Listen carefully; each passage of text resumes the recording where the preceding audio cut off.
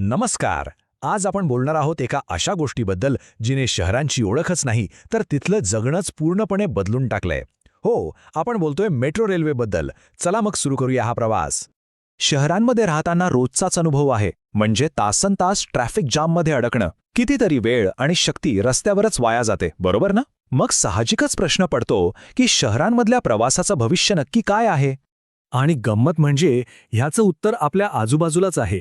कधी आपल्या पायाखालून तर कधी डोक्यावरून धावतंय.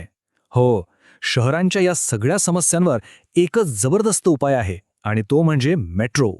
ओके, तर मग आता जरा खोलात शिरूया. सगळ्यात आधी हे समजून घेऊ की ही मेट्रो रेल्वे नक्की आहे तरी काय, आणि ती इतकी गेम चेंजर का मानली जाते.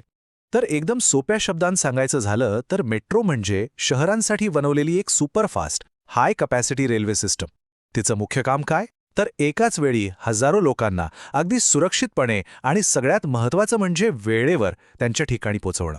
आता ही मेट्रोची कल्पना काही आजची नाहीये. 1863 मध्येच लंडनमध्ये जगातली पहिली मेट्रो धावली होती. विचार करा.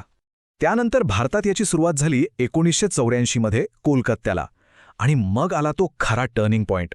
2002 मध्ये दिल्ली मेट्रो सुरू झाली आणि तिथून खऱ्या अर्थाने भारतात मेट्रो क्रांतीला वेग आला. बरं, आता हे बघूया की ही एवढी मोठी सिस्टीम चालते तरी कशी, म्हणजे याच्यामागे नक्की काय टेक्नॉलॉजी आहे आणि याचे प्रकार तरी कोणते आहेत.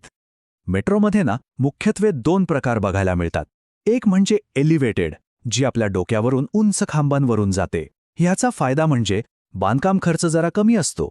आणि दुसरा प्रकार आहे अंडरग्राऊंड, म्हणजेच भूमिगत मेट्रो, जे शहराखालून बोगदे तयार करून जाते.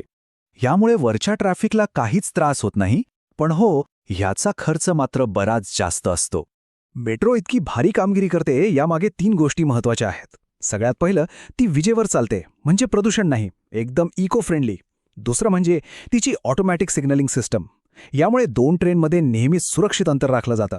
आणि तिसरं म्हणजे तिची हायटेक ब्रेकिंग सिस्टम, जी भरधाव वेगातही प्रवाशांना एकदम सुरक्षित ठेवते. आता स्पीडबद्दल बोलूया. मेट्रोचा वेग असतो साधारणपणे 80 ते 120 किलोमीटर प्रति तास. जरा विचार करा, शहराच्या एका टोकापासून दुसऱ्या टोकाला पोचायला लागणारा वेळ किती कमी होतो यामुळे. कमाल आहे की नाही? आणि हो, मेट्रो वापरणं पण खूपच सोपं आहे. एकदाच प्रवास करायचा असेल तर टोकन घ्या, रोजचा प्रवास असेल तर स्मार्ट कार्ड आहेच, आणि आता तर डिजिटल पेमेंटचे पर्यायही आहेत. त्या ऑटोमॅटिक गेट्समुळे तर सगळं काही अगदी झटपट आणि सोपं होऊन जातं. चला, आता सगळ्यात महत्त्वाच्या भागाकडे येऊया. मेट्रोमुळे आपलं आणि आपल्या शहराचं जग नेमकं कसं बदलतं, याचा जो मोठा इम्पॅक्ट आहे तो समजून घेऊया. सगळ्यात आधी बघूया प्रवाशांना काय फायदा होतो. साहजिकच आहे, प्रवास एकदम फास्ट होतो. तासनतासांच्या ट्रॅफिक जॅमचा स्ट्रेस नाही. रोजचा कितीतरी महत्त्वाचा वेळ वाचतो.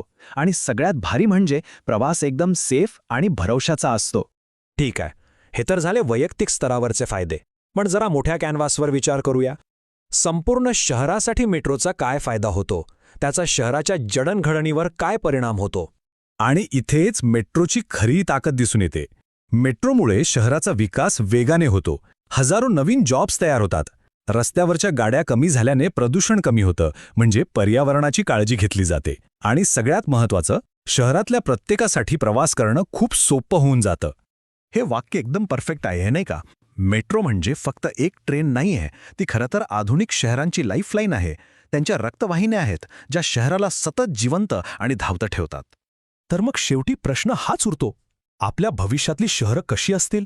त्यांना अशीच ऊर्जा आणि गती कोण देणार? मेट्रोसारख्या अजून कोणत्या नवनवीन गोष्टी आपल्या शहरांचं भविष्य घडवतील? यावर विचार करायला नक्कीच हवा.